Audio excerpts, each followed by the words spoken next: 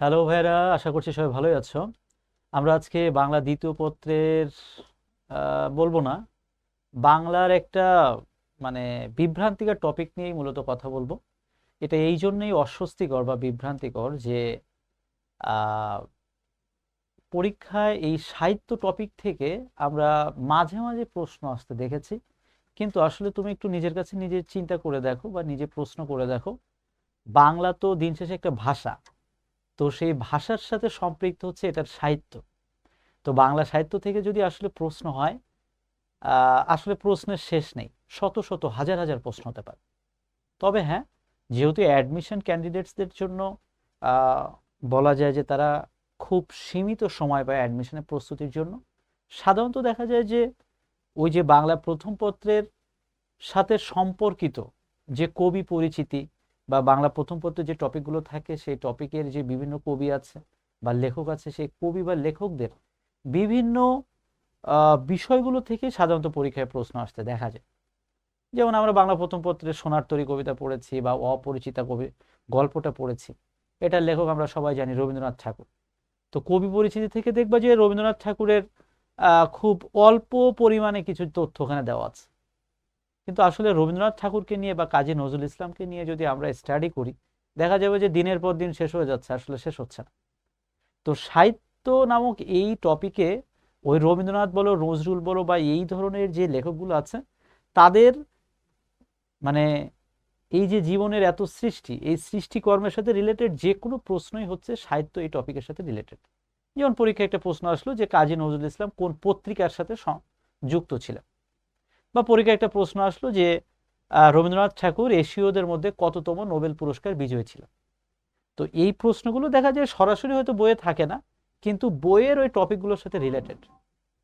তো যাই হোক, আমরা এটা নিয়ে বেশি কথা বলবো না।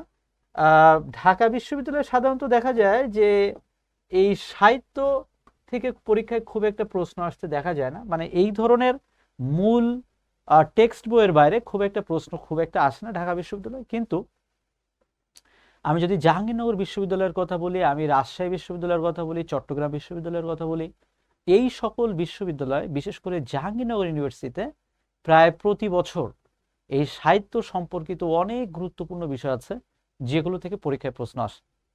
তো আজকের এই ক্লাসে আমরা খুব সীমিত পরিসরে সাহিত্য সংক্রান্ত কিছু গুরুত্বপূর্ণ প্রশ্ন দেখব, এবং যেটার মাধ্যমে আমরা একটু আইডিয়া নেওয়ার চেষ্টা করব যে আসলে এই টপিকের প্রশ্নগুলো কেমন হয়ে থাকে।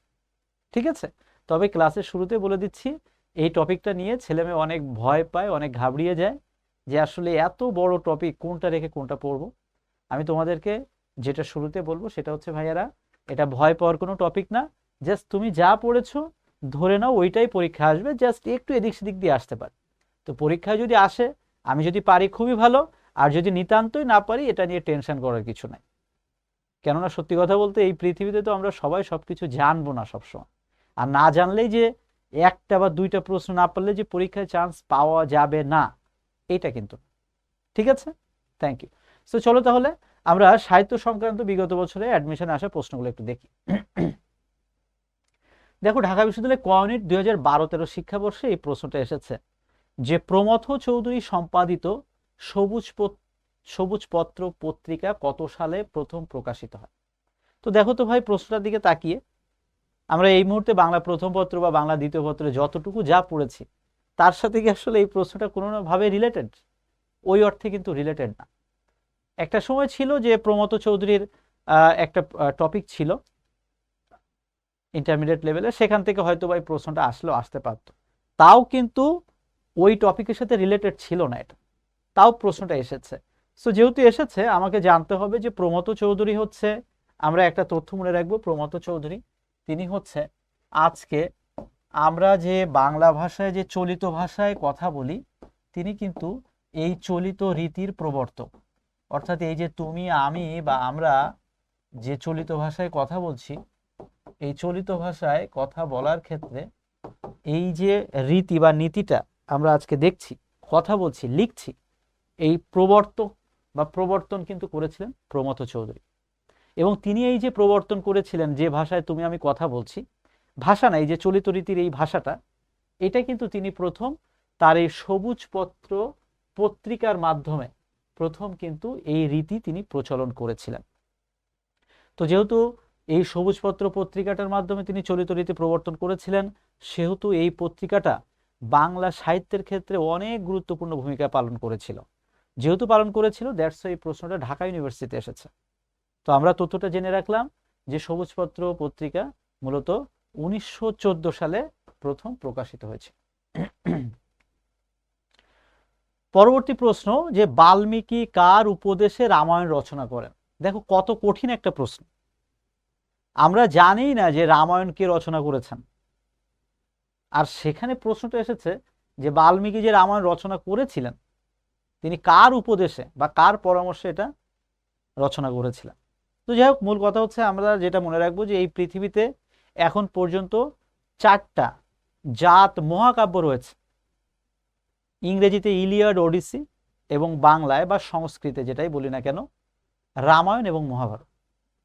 ঠিক আছে, তো সেই রামায়ণ যেহেতু একটা মহাকাব্য, সেহেতু এটা পরীক্ষার জন্য গুরুত্বপূর্ণ। আমরা মনে রাখবো, প্রথমে যে তথ্যটা আমরা মনে রাখবো সেটা হচ্ছে রামায়ণের রচয়িতা কিন্তু এই বাল্মীকি। এবার বাল্মীকি মূলত হচ্ছে নারদের পরামর্শে বা উপদেশে রামায়ণ রচনা করেছিলেন। দেখো এই প্রশ্নটা নিয়ে একটু কথা বলছিলাম যে রবীন্দ্রনাথ ঠাকুর থেকে আমরা কবি পরিচিতি যদি পড়ি তাহলে পড়তে যেয়ে হয়তো এই তথ্যটা পেয়ে যাব, কিন্তু আমরা অনেক সময় এই তথ্যগুলো এইভাবে ভালোভাবে পড়ি না বা গুরুত্ব দিয়ে পড়ি না, সেই জন্য আমরা অনেক সময় কিন্তু এই ধরনের প্রশ্ন উত্তর করতে পারি না। তো আমরা মনে রাখবো রবীন্দ্রনাথ ঠাকুর এশীয়দের মধ্যে তিনি প্রথম ছিলেন যিনি নোবেল পুরস্কারে পুরস্কৃত হয়েছিলেন।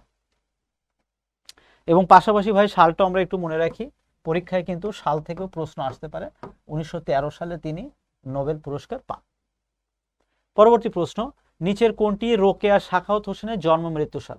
তোমাদেরকে যখন বাংলা প্রথম পত্র পড়ানো হয়েছে আমি বারবার একটা কথা বলেছি, তোমরা বাংলা প্রথম পত্রের যে কবি বা লেখক যারা আছেন তাদের জন্মসাল এবং মৃত্যুসাল জাস্ট সুন্দর করে একটা খাতায় একটু লিখে, অর্থাৎ একটা পাতায় সুন্দর করে লিখে পড়ার টেবিলের সামনে সুন্দর করে টানিয়ে রাখবে বা খাতায় গুছিয়ে রাখবে, ওখান থেকে পরীক্ষায় প্রশ্ন আসতে পারে। দেখো প্রশ্নটা কিন্তু অনেক স্মার্ট একটা প্রশ্ন, যে বেগম রোকেয়া সাখাওয়াত হোসেন কত সালে জন্মগ্রহণ করেন এবং কত সালে মৃত্যুবরণ করেন?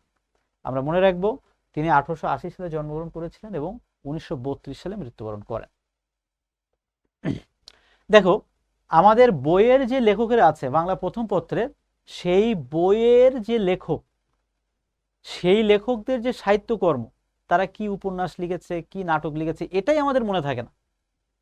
আর সেখানে দেখো জাহাঙ্গীরনগর বিশ্ববিদ্যালয়ে সাধারণত এই ধরনের প্রশ্ন আসতে দেখা যায় যে ওই লেখকদের বাইরে যে অন্য বাংলা সাহিত্যে যে সকল লেখক বা যে সকল কবি রয়েছেন তাদের সাহিত্যকর্ম থেকে পরীক্ষায় প্রশ্ন আসতে দেখা যায়। যেমন এই একটা প্রশ্ন, আব্দুল্লাহ উপন্যাসের রচয়িতা কে? চিন্তা করে দেখো এই প্রশ্নটি কি আসলে এত সহজ? আমরা সবাই জানি যে প্রশ্নটা আসলে এত সহজ না, কিন্তু পরীক্ষায় প্রশ্ন এসেছে সেহেতু এখন আমাকে তো জানতে হবে। আমরা মনে রাখবো কাজী ইমদাদুল হক হচ্ছেন আব্দুল্লাহ উপন্যাসের রচয়িতা। দেখো বঙ্কিমচন্দ্রের প্রথম উপন্যাসের নাম কি? সাহিত্য নিয়ে ওই যে ক্লাসের শুরুতে বলছিলাম বাংলা সাহিত্য নিয়ে কথা বলতে গেলে আসলে মানে দিনের পর দিন কেটে যাবে, তাও শেষ হবে না। আমাদের বর্তমান টেক্সট বই অর্থাৎ ইন্টারমিডিয়েট ফার্স্ট পেপার বই বলো বা এসএসসি লেভেলের বই বলো, বঙ্কিমচন্দ্রের কিন্তু কোনো লেখা ওইভাবে দেখা যায় না। অথচ আমরা কিন্তু অনেকেই জানি না বঙ্কিমচন্দ্র হচ্ছে বাংলা সাহিত্যে যাকে বলা হয় বাংলা সাহিত্যে সার্থক উপন্যাসের রচয়িতা। তিনিই প্রথম বাংলা সাহিত্যে প্রথম সার্থক উপন্যাস লেখেন। তাহলে কত গুরুত্বপূর্ণ চরিত্র বঙ্কিমচন্দ্র চট্টোপাধ্যায়। তো আমরা মনে রাখবো তিনি সার্থক উপন্যাস লিখেছিলেন সেটা আলাদা বিষয়, কিন্তু আমরা মনে রাখবো বঙ্কিমচন্দ্রের প্রথম উপন্যাসের নাম হচ্ছে দুর্গেশ নন্দিনী। মনে থাকবে, মনে রাখতে হবে। পরবর্তী প্রশ্ন, মাইকেল মধুসূদন দত্তের জীবনকাল কোনটি? আমরা মনে রাখবো মাইকেল মধুসূদন দত্তের জীবনকাল 1824 থেকে 1873। পুঁটি মাছের প্রাণ কোন অর্থে ব্যবহৃত হয়? পুঁটি মাছের প্রাণ বলতে আমরা সবাই মনে রাখবো যে ক্ষুদ্র প্রাণ ব্যক্তি। এই প্রশ্নটা এসে কোথা থেকে? আমি বলতে পারি এটা প্রবাদ প্রবচন থেকে পরীক্ষায় এসেছে। প্রবাদ প্রবচন, আপনারা যারা বি ইউনিটের স্টুডেন্ট আছেন অবশ্যই প্রবাদ প্রবচন ভালোভাবে পড়ে যাবেন, এখান থেকে একটা প্রশ্ন মাঝে মাঝে দেখা যায়। মুক্তিযুদ্ধ ভিত্তিক উপন্যাস কোনটি?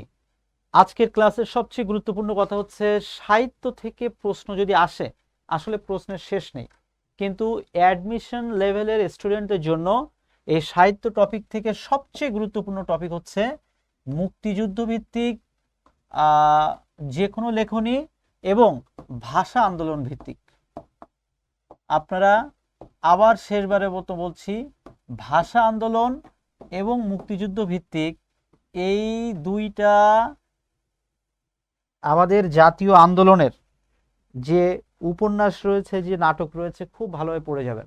অ্যাডমিশন টেস্ট থেকে শুরু করে বিসিএস পরীক্ষা পর্যন্ত এখান থেকে পরীক্ষায় প্রশ্ন হয় যে নিচের কোনটি মুক্তিযুদ্ধ ভিত্তিক নাটক, নিচের কোনটি মুক্তিযুদ্ধ ভিত্তিক উপন্যাস।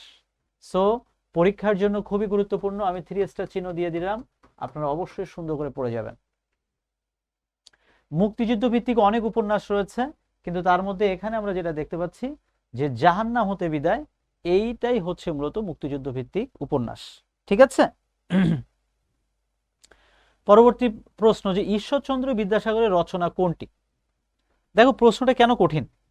আমাদের বর্তমান ফার্স্ট পেপার সেকেন্ড পেপারে ঈশ্বরচন্দ্র বিদ্যাসাগর নিয়ে কিছুই নেই, অথচ ঈশ্বরচন্দ্র বিদ্যাসাগর নিয়ে এই প্রশ্নটা এসেছে। এখন কথা হচ্ছে যে কেন এসেছে এটা জানতে হবে। ঈশ্বরচন্দ্র বিদ্যাসাগর হচ্ছে, আমরা এই যে বাংলা ভাষায় এখন কথা বলছি বা লেখালেখি করছি, এটার পিছনে যে কয়জন কবি, সাহিত্যিক বা তুমি যাই বলো, ঈশ্বরচন্দ্র বিদ্যাসাগর নিজে একজন অবশ্য আমরা সমাজ সংস্কারক হিসেবেও জানি। তো যে কয়জন ব্যক্তির ভূমিকা বাংলা সাহিত্য অনেক বেশি গুরুত্বপূর্ণ আছে, তার মধ্যে একজন হচ্ছে ঈশ্বরচন্দ্র বিদ্যাসাগর। সো ঈশ্বরচন্দ্র বিদ্যাসাগরের যে রাইটিংস বা লেখনীগুলো রয়েছে, এটা আমাদের জন্য ইম্পর্টেন্ট। আমরা মনে রাখবো শকুন্তলা নামা খুব সুন্দর ছোট্ট একটা গল্প তার রয়েছে, এটা ঈশ্বরচন্দ্র বিদ্যাসাগর কর্তৃক লিখিত। কোন ভাষা থেকে বাংলা ভাষার জন্ম হয়েছে? আসলে এই প্রশ্নটার উত্তর অনেক কিছু হতে পারে, তবে নবম দশম শ্রেণীর ব্যাকরণ বইয়ের একেবারে প্রথম চ্যাপ্টার আছে, তোমরা জানো, এই চ্যাপ্টার থেকে প্রশ্নটা এসেছে। ওই চ্যাপ্টারটা ভালোভাবে পড়বা। ওই চ্যাপ্টার পড়তে যেয়ে দেখবা যে এখানে 4টা অপশনের মধ্যে তুলনামূলকভাবে এইটাই ইম্পর্টেন্ট মনে হচ্ছে, কিন্তু পরীক্ষায় বুঝি বঙ্গ কামরূপী না এসে যদি মনে করো সংস্কৃত এসেছে বা প্রাকৃত এসেছে, তখন কিন্তু উত্তর ওটাই হবে। তো আপাতত ওখানে আমরা যাচ্ছি না, যেহেতু প্রশ্নটা এসেছে জাস্ট প্রশ্নটা দেখিয়ে দিলাম। এবং নবম দশম শ্রেণীর ওই প্রথম চ্যাপ্টারটা, মানে ব্যাকরণ বইয়ের প্রথম চ্যাপ্টারটা খুব ভালোভাবে পড়ে আসবা। নবম দশম শ্রেণীর বাংলা ব্যাকরণ বইয়ের প্রথম চ্যাপ্টার। এই যে দেখো, আজকে ক্লাসের শুরুতে বলছিলাম যে বাংলা সাহিত্যে চলিত রীতির প্রবর্তককে, আমরা ক্লাসের শুরুতে বলেছি প্রমথ চৌধুরী। চলিত ভাষার জন্ম কোন অঞ্চলে ভাষাকে ভিত্তি করে?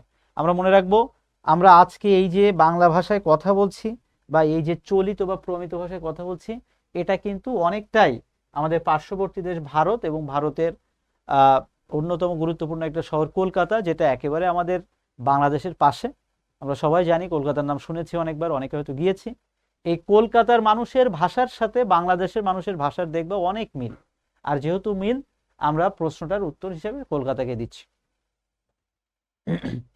শেক্সপিয়রের নাটকের বাংলায় গদ্যরূপ দিয়েছেন অবশ্যই ঈশ্বরচন্দ্র বিদ্যাসাগর। শেক্সপিয়র কর্তৃক রচিত কমেডি অফ এরর্স, এটা মূলত একটা নাটক ছিল এবং সেটার অবলম্বনেই শেক্সপিয়র লিখেছিলেন কমেডি অফ এরর্স, আর আমাদের ঈশ্বরচন্দ্র বিদ্যাসাগর এটা লিখেছেন ভ্রান্তি বিলাস হিসাবে। কে বঙ্গদর্শন পত্রিকার প্রতিষ্ঠাতা সাহিত্য সম্পাদক ছিলেন? ছিলেন বঙ্কিমচন্দ্র চট্টোপাধ্যায়। পত্রিকাগুলো একটু ভালোভাবে পড়ে যাবা, সাহিত্য পত্রিকা যেগুলো ছিল, এটা পরীক্ষার জন্য কিন্তু অনেক গুরুত্বপূর্ণ। সঞ্চয়িতা কোন কবির কাব্য সংকলন? খুবই গুরুত্বপূর্ণ তথ্য, মনে রাখবা। সঞ্চয়িতা কোন কবির কাব্যগ্রন্থ? এটা মনে রাখবা, উত্তর হচ্ছে রবীন্দ্রনাথ ঠাকুর, কিন্তু সঞ্চিতা হচ্ছে কাজী নজরুল ইসলাম।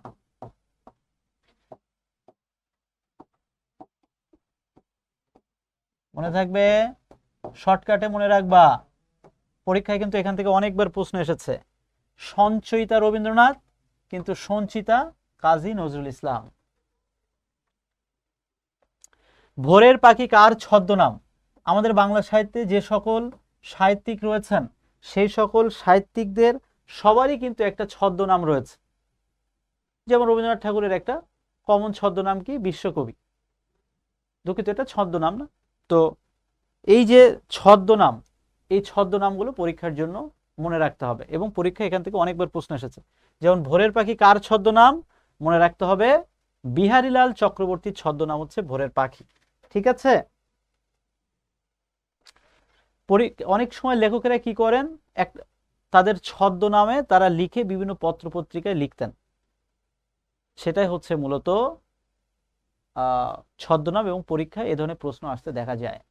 যেমন একটু আগে বলছিলাম ভানু সিংহ কার ছদ্মনাম, এটা আমি বলতে যাচ্ছিলাম যে রবীন্দ্রনাথ ঠাকুর বেশ কিছু ছদ্মনামে লেখালেখি করেছেন, তার মধ্যে সবচেয়ে বেশি তিনি ভানু সিংহ নামে লিখেছেন। মানে কথাটা তো তোমরা বুঝতে পারছো না, আমি একটু ক্লিয়ার করে দিচ্ছি। মনে করো রবীন্দ্রনাথ ঠাকুর যখন লেখালেখি করেছেন, তিনি তো পৃথিবী বিখ্যাত এবং বাংলা সাহিত্যে তো অনেক বিখ্যাত, এটা নিয়ে বলার কিছু নেই। তো যখন দেখা গেল কোনো সুনির্দিষ্ট একটা পত্রিকায় লেখালেখি তিনি করতেন, তখন আসলে অন্যান্য অনেক পত্রিকা এটা নিয়ে মন খারাপ করতো, ইস তিনি ওই পত্রিকা লিখছেন, আমরা কি অপরাধ করলাম।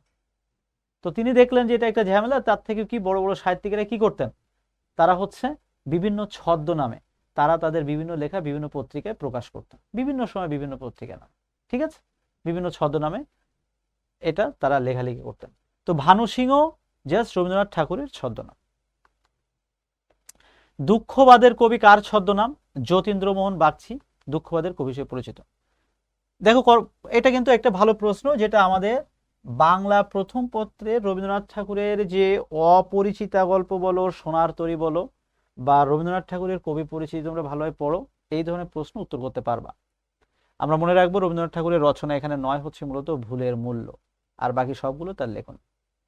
হজ বরলা এটা কার লেখা? আমরা মনে রাখবো অবশ্যই সুকুমার রায়ের লেখা, একেবারে একটা শিশু সাহিত্য হজ বরলা। রবীন্দ্রনাথের শাহজাহান কবিতাটি কোন কাব্যে স্থান পেয়েছে? আমরা মনে রাখবো বলাকা নামে একটা কাব্য রয়েছে, যেখানে শাহজাহান নামক একটা কবিতা রয়েছে। চিত্রাঙ্গদা গ্রন্থের লেখককে? অবশ্যই রবীন্দ্রনাথ, এবং রবীন্দ্রনাথ ঠাকুর কর্তৃক লিখিত একটা নাটক হচ্ছে এই চিত্রাঙ্গদা। ভ্রান্তি বিলাস, যেটা আমরা একটু আগে বলছিলাম কমেডি অফ এরর্স, এটার লেখক হচ্ছে ঈশ্বরচন্দ্র বিদ্যাসাগর। কোনটি সৈয়দ ওয়ালিউল্লাহর রচনা? সৈয়দ ওয়ালিউল্লাহ আমাদের জন্য কেন গুরুত্বপূর্ণ? যেহেতু সৈয়দ ওয়ালিউল্লাহ কর্তৃক রচিত লাল সালু উপন্যাস আমাদের রয়েছে, তাই না?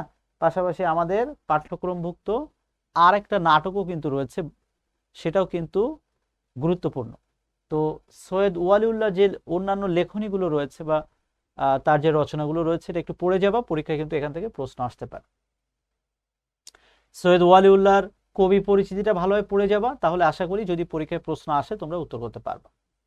নিচের কোনটি রবীন্দ্রনাথ ঠাকুর রচিত কাব্যগ্রন্থ নয়? আমার মনে হয় যদি আমরা রবীন্দ্রনাথ ঠাকুর আর কাজী নজরুল ইসলাম এই দুইজন লেখকের কবি পরিচিতি ভালোভাবে পড়ে যাই, তাহলে পরীক্ষায় অন্তত একটা বা দুইটা প্রশ্ন উত্তর করে আসতে পারে। যেমন এই একটা প্রশ্ন আসছে যে রবীন্দ্রনাথ ঠাকুরের রচিত কাব্যগ্রন্থ নয় কোনটি? এটা জানার জন্য কি করতে হবে? অবশ্যই অবশ্যই আমাকে কবি পরিচিতি ভালোভাবে পড়তে হবে। জসীমউদ্দিন কর্তৃক রচিত নয় কোনটি? আমরা মনে রাখবো পল্লী সমাজ জসীমউদ্দিন কর্তৃক রচিত নয়, এটা হচ্ছে শরৎচন্দ্র চট্টোপাধ্যায় কর্তৃক রচিত একটা জনপ্রিয় উপন্যাস, মনে থাকবে। এই যে পত্রিকার কথা বলছিলাম, পত্রিকাগুলো ভালোভাবে পড়ে যাবা। যেমন একটা প্রশ্ন এসেছে যে ধূমকেতু পত্রিকার সম্পাদক কে ছিলেন? আমরা মনে রাখবো কাজী নজরুল ইসলাম ধূমকেতু পত্রিকার সম্পাদক ছিলেন। মুসলিম সাহিত্য সমাজ কত সালে গঠিত হয়? আমরা মনে রাখবো 1926 সালে মুসলিম সাহিত্য সমাজ প্রতিষ্ঠিত হয়, যেটা এই ঢাকায়, বা 1926 সালে তো এটা ছিল পূর্ববঙ্গে মুসলিমদের সাহিত্য রচনার সবচেয়ে জনপ্রিয় এবং সবচেয়ে শক্তিশালী সংগঠন ছিল এই মুসলিম সাহিত্য সমাজ, যেটা 1926 সালে প্রতিষ্ঠিত হয়েছিল। মহুয়া পালায় বাংলাদেশের কোন অঞ্চলে উপভাষা পাওয়া যায়? আমরা অবশ্যই মনে রাখবো বাংলাদেশের ময়মনসিংহ এলাকায়, কিশোরগঞ্জ এলাকায়, নেত্রকোনা, এই হাওড় এলাকায় বিভিন্ন ধরনের পালা গান অনুষ্ঠিত হয়। সেই পালা গান বাংলা সাহিত্যে বেশ শক্তিশালী একটা জায়গা করে রয়েছে, সেই পালা গান আমরা মনে রাখবো ময়মনসিংহ অঞ্চলের উপভাষা। বাংলা সাহিত্যে প্রথম পত্রকাব্য কে রচনা করেছেন? আমরা মনে রাখবো মাইকেল মধুসূদন দত্ত বাংলা সাহিত্যে প্রথম পত্রকাব্য অর্থাৎ তার কাব্যটা অনেকটা পত্রের আকারে রচিত ছিল, যেটার নাম ছিল বীরঙ্গনা। এবং এই পত্রকাব্যে মোট 11টি পত্র রয়েছে, এটাও আমরা মনে রাখবো, পরীক্ষা এখান থেকে প্রশ্ন এসেছে। তো দেখো ছোট ছোট ভাইরা, আমরা কিন্তু এই সাহিত্য নামক এই টপিকটা আসলে আমাদের যে খুব সহজ লেগেছে তা না, কিন্তু আমার কেন জানি মনে হয় যে এই টপিক থেকে পরীক্ষায় প্রশ্ন আসলো কি আসলো না এটা নিয়ে আমাদের চিন্তা করার কিছু নাই। আমাদের যেটা প্রথম কাজ সেটা হচ্ছে আমাদের বইয়ের যে কবি পরিচিতি রয়েছে, আমাদের ফার্স্ট পেপার বইয়ের যে প্রত্যেকটা টপিকের শুরুতে যে কবি পরিচিতিটা আছে এটা আমরা খুব সুন্দরভাবে পড়ে যাব। তাহলে দেখা যাবে এখান থেকে পরীক্ষায় প্রশ্ন আসলে হয়তোবা আমরা উত্তর করলেও করতে পারবো। আর যদি দেখি বিগত সাহিত্য থেকে আসা প্রশ্নগুলো যদি একটু অ্যানালাইসিস করি, তাহলে আমি বলবো যেটা সবচেয়ে গুরুত্বপূর্ণ হচ্ছে মুক্তিযুদ্ধ ভিত্তিক নাটক উপন্যাস, ভাষা আন্দোলন ভিত্তিক নাটক উপন্যাস, এবং বিভিন্ন লেখকের যে ছদ্মনাম এবং বিভিন্ন লেখকের যে নাটক এবং উপন্যাস যেটা আমাদের পাঠ্যক্রমভুক্ত চ্যাপ্টারে রয়েছে, এবং বিভিন্ন পত্রিকার নাম। এটার পাশাপাশি বিভিন্ন লেখকের যে উক্তি আছে সেটাও আমরা একটু দেখে যাব। তো মূল কথা হচ্ছে যেটা, দেখো সাহিত্য এই চ্যাপ্টারটা আসলে শেষ নেই। তো আমরা আপাতত বিগত কয়েক বছরে আমরা দেখলাম বিভিন্ন বিশ্ববিদ্যালয়ে যে প্রশ্নগুলো এসেছে সেই প্রশ্নগুলো আমরা একটু অ্যানালাইসিস করলাম, এবং অ্যানালাইসিস করার মাধ্যমে আমরা মোটামুটিভাবে একটা আইডিয়া নিলাম যে কেমন ধরনের প্রশ্ন এখান থেকে হতে পারে। তো আমি তোমাদেরকে একবার ফ্র্যাঙ্কলি যেটা বলবো ভাইয়ারা, তোমরা আগে তোমাদের যে বাংলা প্রথম পত্র, বাংলা দ্বিতীয় পত্র, বিশেষ করে ইন্টারমিডিয়েট লেভেলের যে বইগুলো আছে এটা আগে খুব সুন্দরভাবে শেষ করো। তারপরে আস্তে আস্তে সাহিত্যের যে অন্যান্য আরো গুরুত্বপূর্ণ টপিকগুলো আছে অন্তত জাস্ট একবার চোখ বুলিয়ে যাও। আমরা শিখো থেকে যে বইটা তোমাদেরকে দিয়েছি, বা তোমার কাছে যদি অন্যান্য কোনো গাইড বইও থাকে, তোমরা সেখানে সাহিত্য নামক যে চ্যাপ্টারটা আছে জাস্ট একবার চোখ বুলিয়ে যাবা। খুব গভীরভাবে বা সময় নিয়ে পড়ার দরকার নেই, অন্তত একবার চোখ বুলিয়ে যাবা, দেখবো যে পরীক্ষার হলে হয়তো ওখান থেকে একটা দুইটা প্রশ্ন থাকতে পারে। ঠিক আছে? তো আজকে তাহলে এ পর্যন্তই। আশা করছি এই অস্বস্তিকর টপিকটা থেকে আমরা বিগত বছরের প্রশ্ন বিশ্লেষণ করে একটু হলো আইডিয়া পেলাম যে আমাদের কি করতে হবে এবং কিভাবে পড়াশোনা শুরু করতে হবে। তাহলে আজকে এ পর্যন্তই। তাহলে এটা নিয়ে আর বেশি কথা বলছি না, তোমাদের সবার জন্য শুভকামনা থাকছে, এবং সবার জন্য অসংখ্য ধন্যবাদ জানিয়ে আজকের মতো এখানে বিদায় নিচ্ছি। অসংখ্য ধন্যবাদ।